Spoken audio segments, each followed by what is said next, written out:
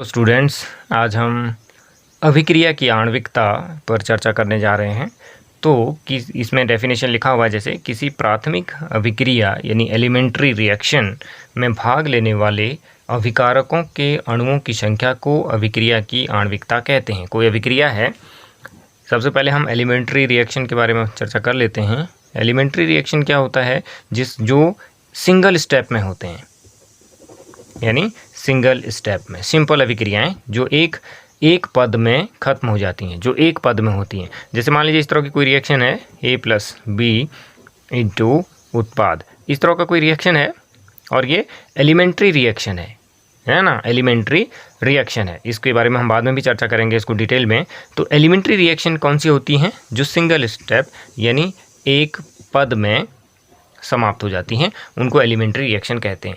अब उनमें भाग लेने वाले जो अभिकारक हैं, उनके अणुओं की संख्या को अभिक्रिया की आणविकता कहते हैं। मान लीजिए ये एलिमेंट्री रिएक्शन है, तो इसमें इसका एक अणु, इसका एक अणु, तो इसकी जो आणविकता है यहाँ पे, इसकी जो आणविकता है वो आणविकता यहाँ पे कितनी है? 2 के बराबर है। तो इसको हम इस तरह से डेफिनेशन से, या मान लीजिए इस तरह का कोई रिएक्शन है A+B इंटू उत्पाद, इसको यहाँ पर लिख सकते हैं आप उत्पाद। अब मान लीजिए ये कोई आपका, हमको मालूम है कि ये एलिमेंट्री रिएक्शन है, सिंगल स्टेप में एलिमेंट्री रिएक्शन है, तो इसकी जो आणविकता हो जाएगी, यानी इसकी जो आणविकता हो जाएगी, आणविकता कितनी हो जाएगी? एक अणु इसका काम कर रहा है, एक अणु इसका भाग ले रहा है, तो आणविकता हो गई 2। इसकी आणविकता कितनी हो जाएगी? 2 हो जाएगी। संघट्ट सिद्धांत अर्थात कोलिजन थ्योरी, एक थ्योरी है। इसके अकॉर्डिंग अभिकारक अणुओं की प्रभावी टक्करों यानी इफेक्टिव कोलिजन किसे कहते हैं? जब अभिकारक अणु आपस में टकराते हैं और उनके टकराने से यदि उत्पाद का निर्माण होता है तो वो प्रभावी टक्कर कहलाते हैं। तो प्रभावी टक्करों की संख्या जितनी भी हो, 1, 2, 3 जो भी हो, और जिनसे उत्पाद का निर्माण होता है, वो क्या कहलाते हैं? आपकी आणविकता कहलाती है, मॉलिक्यूलरिटी कहलाती है। माना ये कोई हमारे पास अभिक्रिया है NH4NO2, ये टूट रहा है N2+2H2O में, तो ये तो इसके उत्पाद हो गए, ये हो गया अभिकारक। इसके लिए यदि हम रेट लॉ लिखें, इसका रेट अगर मैं लिखूं तो इसका रेट क्या लिखा जाएगा? KaNH4NO2 ये जो रेट लिखा गया है, ये एक्सपेरिमेंट के आधार पर लिखा गया है, ये एक्सपेरिमेंटल है।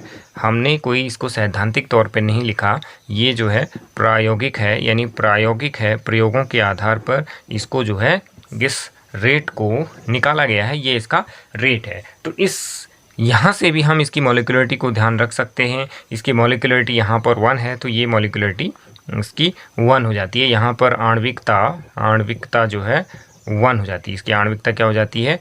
1 हो जाती है।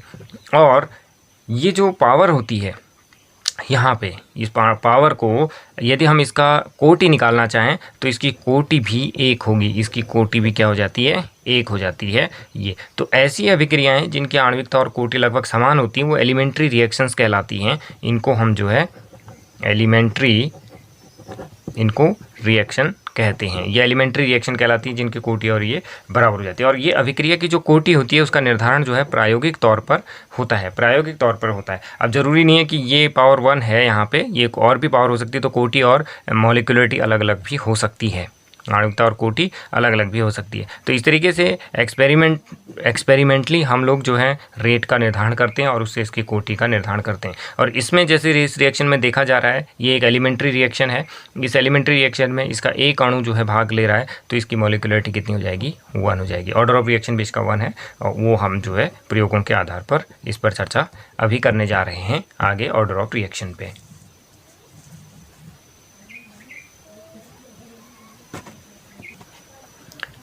मान लीजिए ये कोई हमारे पास अभिक्रिया है A+B इंटू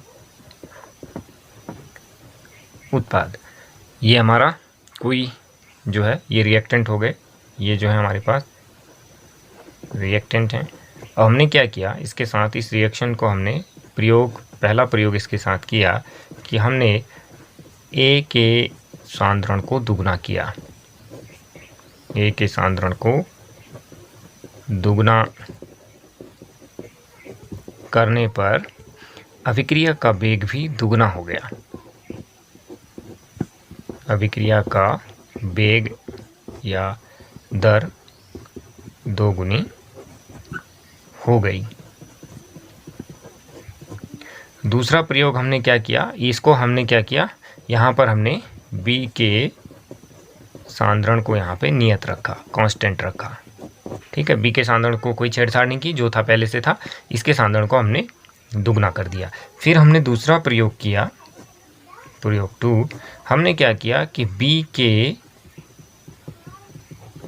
सांद्रण को दोगुना करने पर हमारे साथ क्या रिजल्ट निकल के आया कि अभिक्रिया की जो दर है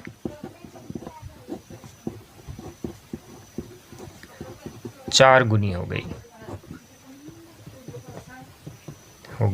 इसको हमने क्या किया, A के सांद्रण को नियत रखा। यहाँ पर A के सांद्रण, A का जो सांद्रण है वो जो है नियत, उसको भी नियत रखा। B के सांद्रण को नियत रखा, यहाँ पे A के सांद्रण को नियत रखा। अब यहाँ पर क्या हुआ कि अभिक्रिया का वेग दोगुना हो गया और यहाँ पर अभिक्रिया का वेग 4 गुना हो गया। तो हम इसके लिए दर लिख सकते हैं, दर R इज इक्वल टू हम क्या लिख सकते हैं, K A की पावर 1 और इसको लिख सकते हैं B की पावर स्क्वायर। ये हो जाएगा। जब हम इसको दुगुना करेंगे तो रेट हमारा क्या हो जाएगा, इसको जो है 4 गुना हो जाएगा, है ना। इसको अगर हम दुगुना करेंगे तो 4 गुना हो जाएगा, इसको हम दुगुना करेंगे तो 2 गुना हो जाएगा, ये 2 रहेगा। तो इस तरीके से ये हमारे पास एक रेट एक्सप्रेशन यहाँ पर निकल करके आया। और ये कैसे निकाला आपने, ये जो हमने एक्सप्रेशन निकाला है ये पूर्णतः कैसे है, प्रायोगिक है। प्रायोगिक माने प्रयोगों के आधार पर, प्रयोग के आधार पर हमने ये रिजल्ट निकाला है। ये हमारा एक तरह से रिजल्ट है, प्रयोग के आधार पर रिजल्ट है। ठीक है, तो ये पावर हो गई, है ना। अब ये पावर जो है, इसका जो स्टोइकोमेट्रिक कोफिशिएंट है उससे मेल खा भी सकती है, नहीं खा सकती है। यहाँ पे स्क्वायर आ गया, इस पे नहीं है।